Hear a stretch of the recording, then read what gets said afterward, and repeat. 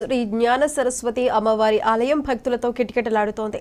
నేడు ఆదివారం సెలవు దినం కావటం, స్కూళ్లు మళ్లీ తెరుచుకోవటం కారణంగా పిల్లలని వెంటబెట్టుకుని తల్లిదండ్రులు అమ్మవారి దర్శనానికి పెద్ద ఎత్తున తరలివచ్చారు.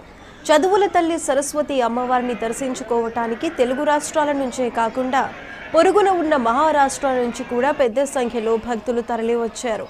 బాసర క్షేత్రంలోని గోదావరిలో స్నానాలు ఆచరించి అమ్మవారిని దర్శించుకున్నారు. చాలా మంది తల్లిదండ్రులు తమ చిన్నారులకు అక్షరాభ్యాసం కూడా చేయించారు.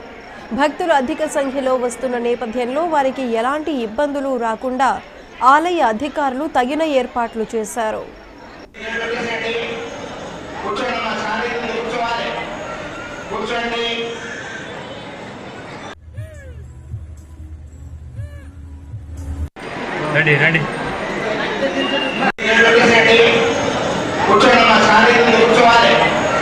కూర్చోండి.